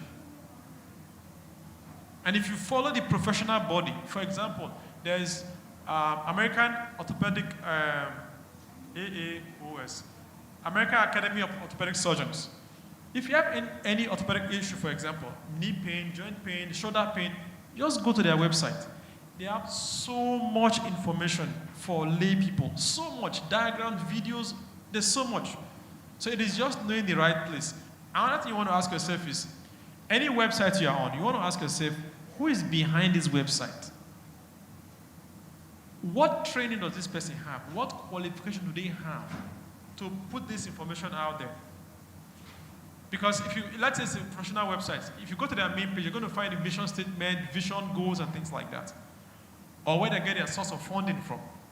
So those are the red flags you want to be looking at in any website you're on.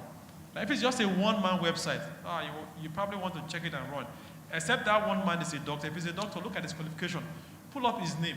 Go to the licensing authority. Put his name into there. And see if his name will come up. Right? In this time of COVID, there was a guy who did a video. Dr. So-and-so, Oxford. So someone actually took that video apart, took that person's information apart. Guess what? He's a PhD, not a medical doctor. And the Oxford is not from Oxford in the US. He lives in Oxford, in an Oxford town in the US. Not Oxford in the UK, the university. So it's Dr. So-and-so, Oxford. So the first thing you're looking at is, okay, he got his degree, his PhD from Oxford University. Whereas number one, the doctor in that his name is not a medical doctor. Number two, the Oxford is the town he lives in. So he hasn't actually lied, but he has misrepresented information about himself. Yeah, giving misleading information. Okay. This is exciting. Thank you, Doctor. First, I really appreciate you for coming here. And you know your community, you decided to come and help us here. God bless you, sir. I'm type 2 diabetic. I'm diabetic. And I hear you say type 1, type 2, and the type 2. And the gestational. Not diabetic. That's right. So in none of these cases, are you able to change, kind of take it out completely? Can you work it out? I don't know the way to ask this question, but is it possible to eliminate it completely for your system? Thank you. Thank you. Does diabetes have a cure? That is the question. Well, the question, thanks for your question. Type 2 diabetes cannot be cured, but it can be controlled. All right, it can be controlled by your lifestyle modification and by medication. This is the part that scares a lot of patients. Oh my God, am I going to be on medication for the rest of my life? The question is yes and no.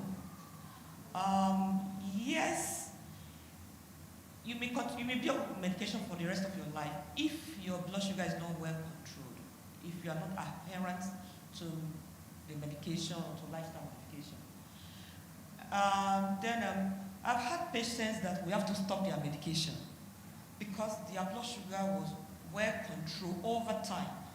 Like the A1C we talked about. I've had patients, if you've maintained your A1C to be less than 5% for like over a year, then you are gradually weighing off the medication and we continue with only lifestyle modification. That means you're able to maintain your weight, your diet. And I don't know if there's a gender thing. Among most of my patients that have been able to come off their medication, they were mainly male patients. My female patients is very difficult. So the male patients, you tell them, oh, you have type 2 diabetes, we have to start medication. Is this a life sentence? No. These are things you have to do. And for those that adhere to those advices, they were able to, gradually become just diet control or lifestyle control diabetic.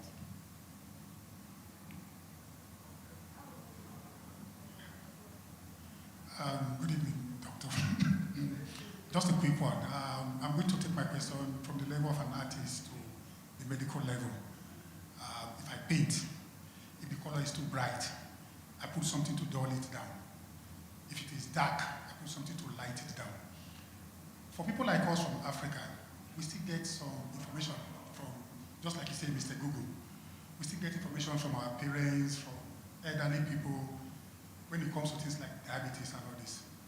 And you hear people talk about bitter cola. So I have tried to also check and see, does it really work? While I was up there, you talked about how it affects the men, how it affects generally. And people tell you, oh, if you take bitter cola, it will either reduce it, cure it, and fix some other issues.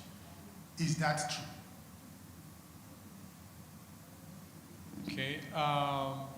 No, that's one of the myths, that I listed when I was giving the presentation. That if you eat something bitter, it will cure it. No. Like my colleague Dr. Bude already mentioned, once you're diabetic, it is not cured. And that's why it's not sugar. It's not just sugar, it's just for type 2, for example. It is that your body is making insulin. So get this, your body is making insulin. But insulin, the key is not opening the door anymore. So the insulin is not working very well, right? Then your body starts to make more. Because when sugar is in your bloodstream, it sends signals to your pancreas. Hey, I have load, come and clear it out. So insulin goes out, opens all the doors, sugar goes into your cells, in your brain, your muscle, your kidney, your liver, leaves the bloodstream, right? Now with type 2 diabetes, that key doesn't work anymore. But the sugar is still there. So the sugar keeps sending the signal. And then the pancreas keeps doing more. So bitter, because the food is bitter, doesn't solve the problem. Right? So it doesn't cure it, essentially. To answer your question, no, it doesn't cure it. Bitter cola, and it doesn't cure it. Thank you. We are going to take just 2 more questions and then we'll wrap up. Thank you very much, sir. I have 2 questions, actually. Okay. Should somebody with diabetes use his or her family physician to treat their diabetes? No, that was simple. Yes. That's your family doctor's job to treat you. Okay. Second question. What is it in the black race that makes us prone to diabetes? And if it's stigmatized that it's common with the black people, then why are these people in this part of the world that have everything in their disposal still suffer from it? So, sorry, when you say people, is it the black people in this part of the world or people in this part of the world generally? Okay. Okay. Do you want to start with that? Oh, I can start. When you say people in this part of the world, why do they have diabetes? Based on what my colleague presented, the causes of diabetes, he mentioned the risk factors. He mentioned the risk factors, the race or ethnicity, then the lifestyle, the diet. So in this part of the world, the diet plays an important role because we have a lot of processed food. And not only that, the person itself too, your lifestyle, if you have reduced physical activities and you don't control the way you eat, you're not exercising, and in addition to your genetic makeup too, that will increase your risk of having diabetes. It's not because they are rich in this part of the world. Even if they are rich, you still have, you are the one that is responsible for your health. So you still have to make effort to go to your doctor to get checked and do all the other things too. Okay, I want to add to that. So the question about the black race. So now we don't know that, unfortunately. So as a preface to that answer, I had done this talk 2 or 3 years ago, and when I did it in my research, I found that people who are Scandinavian, Norway, Finland, Switzerland, Sweden, if you take people who have type 1 diabetes, it's more prevalent with them. So I was looking at my old slides and I saw it. And then in praying for this, I didn't really come across that. So I was like, am I sure of this information? Did I actually present it to somewhere? Did I verify this? So I went back to start searching Scandinavian type 1 diabetes. And yes, it's very much common with them. Type 1 diabetes, if you look at all people who have type 1 diabetes, it's more common in Scandinavian countries. There isn't any, they've not been able to establish, apart from genetics. So with the blacks, the same thing. It has a lot to do with our genetics, but we've not been able to tie it to a specific thing. The reason is because there's something that's called multifactorial. So it's not like the gene for height, the gene for color, the gene for your eyes, and things like that, the gene for the color of your hair that has been sliced down and identified. In the one of diabetes, for example, it has not been sliced down to that level for it's okay, this is the gene that's making black people more prone to diabetes. No. It's just that we know that it's more prone, it's more common in black people, just like high blood pressure is also more common in black people. So we don't know the reason why as of today. Myths that I had, a question again bordering on bitter stuff. Does bitter leaf and even bitter cola. Do bitter leaf and bitter cola reduce the level of diabetic disposition of an individual? Okay, well, if I have to speak from a professional point of view, they've not been any study identified, or I don't know if such studies have been done, but anecdotally, no, it doesn't. It doesn't suppress. For example, you eat that bitter leaf soup with pounded yam, right? So the bitter leaf is vegetable, just like kale or whatever, right? But the pounded yam is still carbohydrate. And your body is still going to respond to it the way it is designed to respond to it. And if it's having insulin resistance, it's still going to have insulin resistance. Thank you. Hello, sir. For instance, if one is in the borderline to have diabetes, what kind of stuff will you do? Are you supposed to be on medication or you just have to do exercise? For pre-diabetics or borderline diabetics, it's basically lifestyle management. So exercise, as you mentioned, and then your diet. You have to watch closely your diet. Then we'll talk about reducing your carbohydrate intake, and you choose the kind of carbohydrate you should have.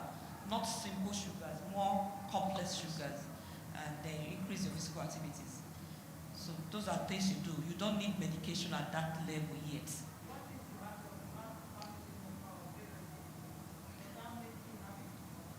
It will increase your risk of having diabetes, all right? But again, your lifestyle modification is very important. So over time, your family doctor is going to be checking your A1C to see if you're going to remain within that level. That is between 6.0% to 6.4%. So usually, even when you are diabetic, we usually will start medication when you are 1.5% over the point at which we diagnose diabetes. So we say that if your A1C is more than 6.5, then you are diabetic. So we still continue with lifestyle modification, depending on your other risk factors too. Like, for instance, you don't have any other comorbidities like high blood pressure or poorly control high blood pressure. They will still wait and see, and we'll keep checking your A1C every 3 months. If instead of remaining at that, less than 6.5, or you are creeping up to 7, close to 7.5, then your doctor may introduce medication. You, Dr. Ibude. Okay, I guess this will started in one way. I know you didn't touch much about the medication, and I'm in a medical field. I'm a clinical resource nurse. I know that a lot of people run away from medication because they're thinking of the side effect of that medication. What can we know about side effect of metformin, of Janomet, of those things? And also, I just wanted to say to Dr. Ibude, my husband says I'm the only one that talk about my illness. I'm type 2 diabetic. I was gestational diabetic, and then I got diabetes after when I turned 40. And then when I turned 55, I said to myself, I'm going to change this. And I decreased what I was eating. And I know about the bitter leaf that is saying, I wear Freestyle Libre on my head. When I make bitter leaf soup, I don't eat it with any carbohydrates, I just drink it. And when I monitor my sugar, it doesn't go up. So people are thinking, kill, the same thing will happen. If you drink kill, yeah, the same thing will happen. Yeah, I know. It's not because it's bitter. I know, but kill has bittersweet. No, it's because that vegetable doesn't have carbohydrate in it. It's I not the understand taste. that. Yeah, I'm just trying to clarify that people are thinking that cures diabetes. It doesn't. It just doesn't raise your blood sugar. And you said female has not come off a diabetic pill. For the past 5 years, I've not taken diabetic pill. Glory be to God, that's a testimony for me. And my hemoglobin A1C is between 5.9 to 6.4. When it's 6.4, you know that I went to Nigeria and I ate a lot of mango. Okay? So my question is, please, if you can talk a little bit about the medication. Thank you. Thank you, Mrs. Siroa. So I'll talk a little bit about this. I'll stand talking about this. What I have found, and I'm sure it's the experience of Dr. Ibude, and a few other people, doctors of African descent who practice here, how people don't come to seek health care. They don't come to seek health care. There are many reasons for that. I'm not going to justify any of the reasons, but we only just wish that they would come more to seek health care and that they would advocate for their own health care. I think part of the problem is that where we come from, healthcare is kind of like, what's the word I'm looking for now? Not just that, no, it's the doctor-patient relationship where it's kind of paternal. Medicine, from where we come from, is paternalistic. The doctor tells you your problem, tells you your solution, no room for questions. Take and go. I went to attend a seminar once, and so the doctor is a Caucasian who was giving in his experience how they brought this lady from East Africa who was in labor. Labor wasn't progressing, and the plan was to do C-section. So he came, you know, the way we do here, educated the woman. This woman is in labor, pain and everything. And told the woman all the options of care. You can continue to labor, we can try and control your pain, or we can do C-section, we can do forceps-assisted delivery, blah, blah, blah, and all those things. And then this was through an interpreter, because she just nearly came from East Africa. Talked and asked the woman, so what do you want to do? The woman screamed in her language to the interpreter. You know what the scream was? Please get me a real doctor. This one doesn't know what to do. Why? Because where she comes from, the doctor would have just gone ahead and do CS. But now this one is asking, so you see, we can still continue with the labor, continue to manage your pain, or we can do C-section, so what do you want? So we are coming from that where it's paternalistic. The doctor tells you everything. But that's one of the factors amongst many others, right? Another one is where we come from. Healthcare is paid for out of pocket. So we have learned to suffer in silence, right, until it gets big. In one of my other lives, before I came here, we had a woman who had breast cancer. The only question I kept asking myself and my colleagues was, how was a man able to sleep with this woman on the same bed with this kind of breast? You see, the hole the breast cancer had put in that, she had big breasts. The hole the cancer had eaten into that breast is enough to make a bar for one person to eat. I am telling you, no kidding. It was sore, it was open wound, deep. How are we able to keep this? I'd seen people with big things like that dragging. How you take, they carry this thing since, you know, because of how it is. But here it's not like that. Here you're a permanent resident, you're a citizen. Healthcare is free. Go to a doctor's office. Go. It will save your life. See, as a Christian, you can still go. I listened to a sermon by the late Archbishop Benson Idahosa. He talked about how God heals, God looks after his health and everything. You know what he said? If I have a headache, I'll pray and the headache goes. The headache doesn't know my address. If the headache by mistake enters the door, opens the door and comes in, I say, Dr. Yahweh, for those who know who knew Archbishop Idahosa, Dr. Yahweh was his personal doctor. In that same conference where I was giving the talk, I said, Dr. Yahweh, I'll say, the headache don't come, I would want. Right? God allows it. Go and seek health care. Very important. And to address your question specifically about side effects, the one way I try to look at side effects is, we are here right now. And let us say you need to go to downtown Toronto. There are several ways you can get there. You can either trek there, it's a summer day, dry, warm, just stroll down, take in the sights, enjoy yourself as you're walking down to downtown Toronto. You can take Uber, you can drive yourself, you can ride a bike, you can go with bicycle, your friend can pick you. You can take the bus. But if you need to get down there, those are one of the ways you can get down there, right? So for any condition that we might have as black people, the more common things as we're growing older, that need us to be on medication long term. Diabetes, high blood pressure, high cholesterol. And most of those medicines, you have to be on them for the rest of your life. Right? Some of those medicines have side effects. No taking away from it, no be lie. They have. I don't sugarcoat it when I tell my patients, this medicine might cause you side effects. They have to know upfront, right? But to your question, how do I convince people? It is making them see, making them believe, like I said up there. Number one, believe your diagnosis. That you're diabetic or you have high blood pressure. Even if you don't have symptoms, believe it. Number two, believe your doctor when he says, you might come down with complications. I did plenty of amputations in Nigeria for diabetics that did not need it. I've seen people here who are diabetic with amputations. You saw on the slide, the number one cause of blindness worldwide is diabetes.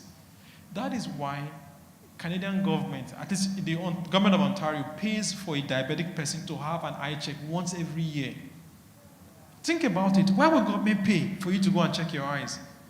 It's because it's going to save them in the long run. So it's to your advantage. Why?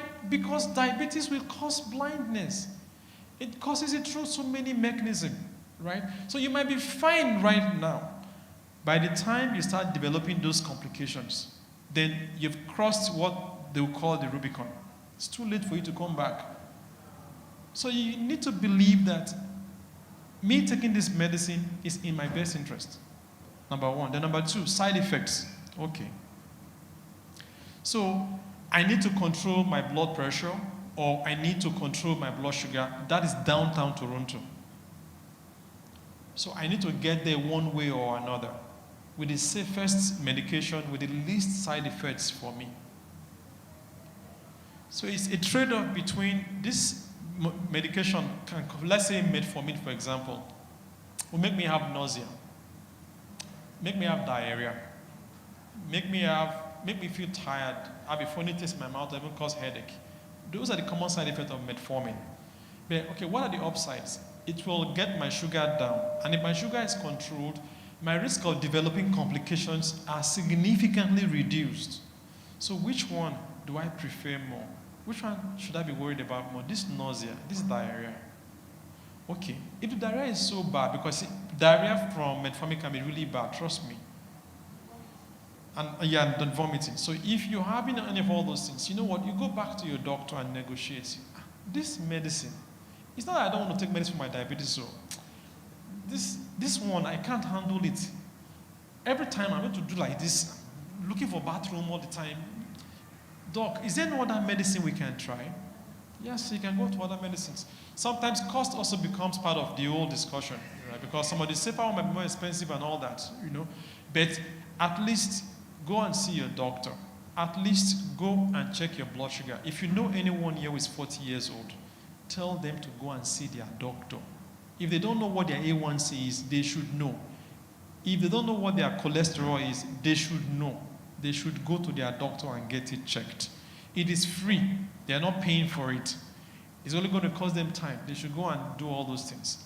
So the advice for medication, for people to comply, is negotiating with them, helping them to understand that even though they may not have any symptoms right now, or they may not have any complications right now, they are live and direct flesh and blood people who are coming down with these complications year in, year out. When I was going through the statistics, I was very saddened to learn that, like, people die from diabetic complications, worldwide, more than 2 million die from all kinds of diabetic complications worldwide. How many will be? 2 million die. In Saskatchewan, they're not up to 1 million. They're not up to 1.5 million people. Right? So that is, but ultimately, whoever that person is has to take the responsibility, because again, because here it's patient-centered, patient-led, I cannot force you. Sometimes when I have people who are fighting me back, you know what I do? I write the prescription, I print it, and I give to them. I say, take. It's on record on your file that I've given you this prescription. What you decide to do with it, you are an adult, it's up to you.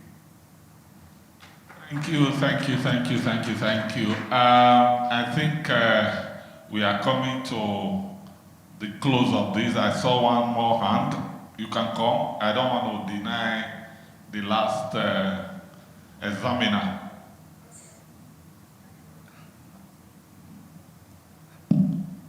Thank you very much, Barrister. Thank you, Doc. And thank you all for this section. My question is very brief and the answer is very short, I guess. So when we talk about lifestyle, without food, exercise, I'm particular about the exercise part of it, okay? Because I try as much as I can to exercise myself too. So what part of exercise are we talking about? You know, I go to the gym, I see people push hard iron, but I don't do those stuff. I said I do it for health reasons. So I want to know where to channel my energy when we talk about exercise health-wise. We have medical practitioners, not gym tutors and the like. But anyway, questions to well. So for exercise, we usually will advise that you should have at least 150 minutes of exercise per week. So you can spread it out. And it should include cardio. So the exercise we're talking about should include cardio. That is like walking or brisk walking or walking on your. Sorry? Yeah, I said the exercise we're talking about is that you should have at least 150 minutes of exercise per week. And this should include cardio. So that is walking on your treadmill, the bike, and then also muscle building as well. Right, yeah. Okay? Yes. Yeah. So yeah, that's just to add to what she said, yes. Now, what I want to add is you don't need to own a gym membership. Number one. Number two, good on you that you have one. Keep it up. Don't discard it after I finish talking. Number two, you don't need to also have any equipment in your home. COVID-19 actually made me realize, and I also began to see that a lot of these things you can do in your apartment, in your house, in your basement, and a lot of them you can do without owning any devices at all. I was actually blown away when I realized that, I could do all these things, and I didn't have to have any equipment. And sometimes, even in your living room, while you're watching that show you enjoy watching or discussing, you can be doing things in your apartment, in your living room, or whatever the case might be, right? So, but if you have this mindset of, I need to have an exercise device, or I need to own a gym membership, that will be your rate limiting step. And you won't do that thing that is necessary for you to do because you're thinking, until I own that equipment, I won't start. I have a lot of patients I'll just out of teasing ask them, so your treadmill, are you using it to store your clothes? They'll laugh. Because that's what's happening. Right, so. Doc, is it safe for someone to just prescribe whatever type of exercise they want to engage in, or do they need expert advice? Because I've read stories of people dying in the course of trying to do exercise. What do you say to that? Well, so I'll say my answer to that is from the way the recommendations based on which we practice. Dr. Bude would corroborate this. Usually, until someone is 40 years old, we don't have to order any kind of blood test for them, except they have any significant risk. So I guess the same thing would also apply. That if I don't need to check whether you have you're diabetic, or you have high blood pressure, or you have high cholesterol, doing 30 minutes of exercise on the average on a daily basis should not be something that should be of concern or red flags. But for someone who has family history of certain conditions, maybe you have family history of heart disease and things like that, you want to maybe get to your doctor, get checked, do physical exam, some blood tests before you want to start doing something on a regular basis that is strenuous. if you don't have any family history of anything, and you've been relatively well up until that time, but if when you start exercising, you find that, oh, whenever I work out, I have chest pain, or whenever I work out, my legs are hurting me, then you can go to your doctor and get those kind of things checked. Other than that, so long as you're walking, you're not like trying to climb Mount Everest or swim the Pacific Ocean, you shouldn't have a problem. Let me just Thank you. add this. Like when you are starting any form of exercises, we usually ask you to start gradually and you build up. So for instance, if you've not exercised for years or months, and you just wake up and want to exercise, I usually would say you try like 5 minutes and you gradually build up. Well, thank you very much. Everything that has a beginning has an end, and I thank everyone, especially a round of applause for our amazing speakers, panelists.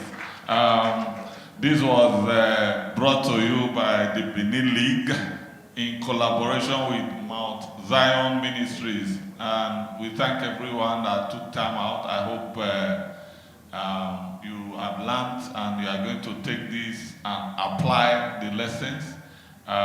We will be obviously doing more of this, perhaps in other fora. Thank you very much, and everyone have a wonderful Christmas and a Happy New Year. Thank you.